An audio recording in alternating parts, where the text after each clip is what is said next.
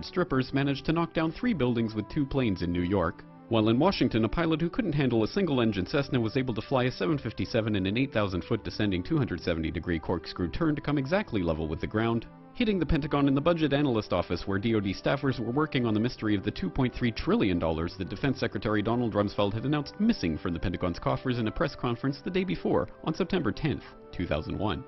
Luckily, the news anchors knew who did it within minutes. Osama bin Laden. The pundits knew within hours. Osama bin Laden. The administration knew within the day. Terrorists who committed these acts and those who harbored them. And the evidence literally fell into the FBI's lap. That a hijacker's passport was found blocks from the World Trade Center crash site, if you can believe that. But for some reason, a bunch of crazy conspiracy theorists demanded an investigation into the greatest attack on American soil in history. That investigation was delayed, underfunded, set up to fail, a conflict of interest, and a cover-up from start to finish. It was based on testimony extracted through torture, the records of which were destroyed. It failed to mention the existence of WTC-7, Able Danger, P-TECH, Sibel Edmonds, OBL and the CIA, and the drills of hijacked aircraft being flown into buildings that were being simulated at the precise same time that those events were actually happening. It was lied to by the Pentagon, the CIA, the Bush administration, and as for Bush and Cheney, well, no one knows what they told it because they testified in secret, off the record, not under oath, and behind closed doors. It didn't bother to look at who funded the attacks because that question is ultimately of little practical significance. Still, the 9/11 Commission did brilliantly answering all of the questions the public had, except most of the victims' family members' questions, and pinned blame on all the people responsible, although no one so much as lost their job, determining the attacks were failure of imagination. Because Nobody in our government, at least, and I don't think the prior government that could envision flying airplanes into buildings. Except the Pentagon, FEMA, NORAD, and the NRO. The DIA destroyed 2.5 terabytes of data on Able Danger, but that's okay because it probably wasn't important. NIST has classified the data that they used for their model of WTC-7's collapse, but that's okay because knowing how they made their model of the collapse would jeopardize public safety. Osama bin Laden lived in a cave fortress in the hills of Afghanistan, but somehow got away. Then he was hiding out in Tora Bora, but somehow got away.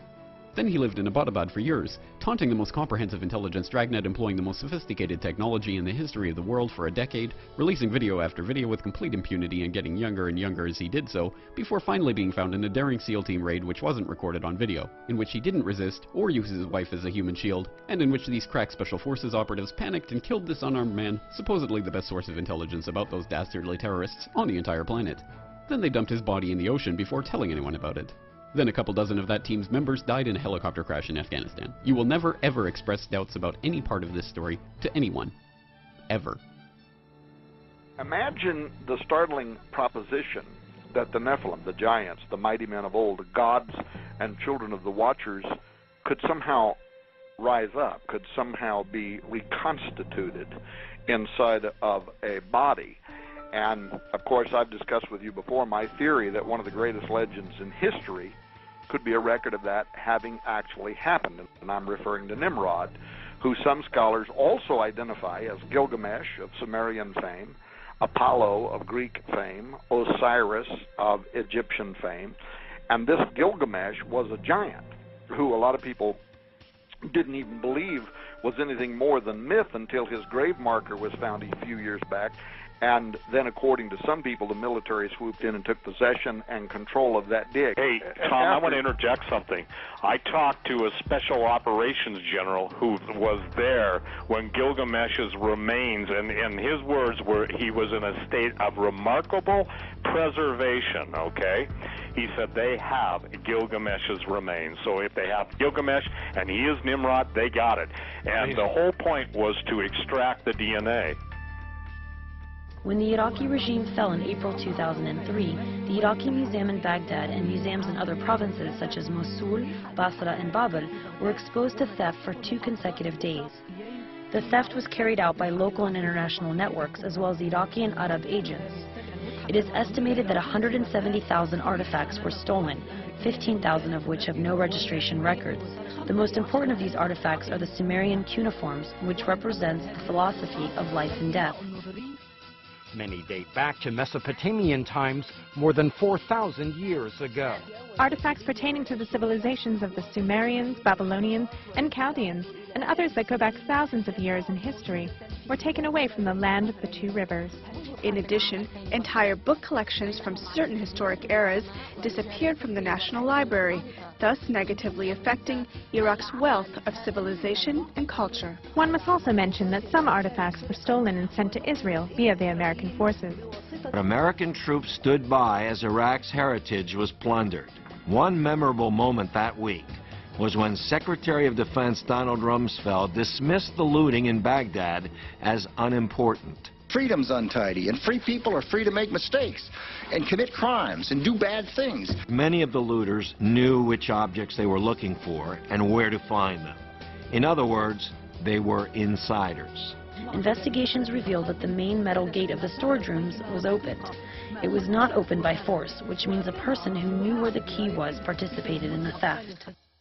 J.P. Morgan Chase Bank led a 13-bank consortium to establish the Central Bank of Iraq. De La Rue was brought in to print up the new Iraqi dinar. This currency has some of the most anti-counterfeit measures of any other currency on the planet, and yet it is completely worthless. Its current value is approximately 1,163 to $1 US. But from 1982 until about 1993, one dinar was worth $3.22. There are secrets that George W. Bush guards at least as carefully as any entrusted to a president. Secrets he's forbidden to share even with the vice president. Secrets he's held ever since his days at Yale, where in his senior year, like his father and his grandfather, he belonged to Skull and Bones, the elite secret society whose members include some of the most powerful men of the 20th century. President Bush has tapped 5 fellow Bonesmen to join his administration. Most recently, the head of the Securities and Exchange Commission, William Donaldson, Skull and Bones, 1953. Bones is not restricted to Republicans. Yet another Bonesman has his eye on the Oval Office. Senator John Kerry, Democrat, Skull and Bones, 1966. You both were members of Skull and Bones, a secret society at Yale. What does that tell us? Not much, because it's a secret. Is there a secret handshake? Is there a secret code?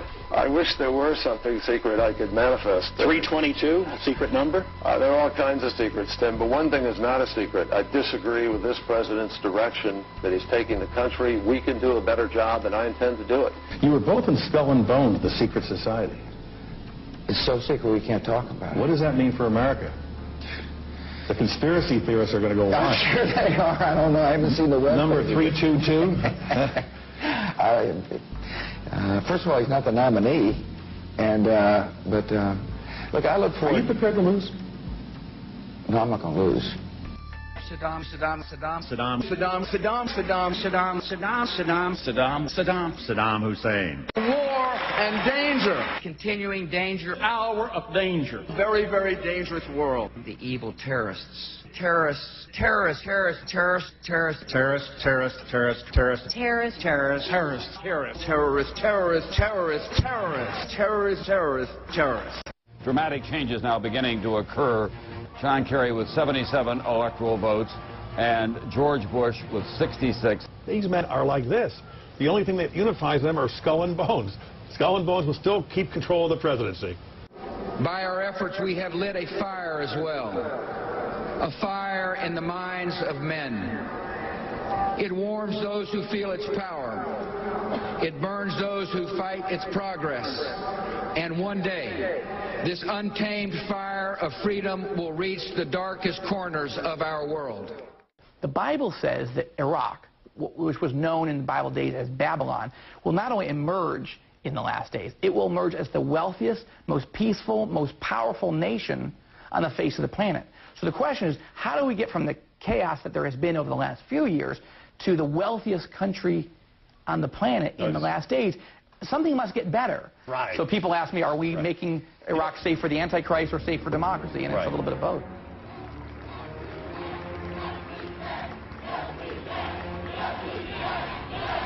We cannot continue to rely only on our military in order to achieve the national security objectives that we've set. We've got to have a civilian national security force that's just as powerful, just as strong, just as well funded. And those who tell us that we can't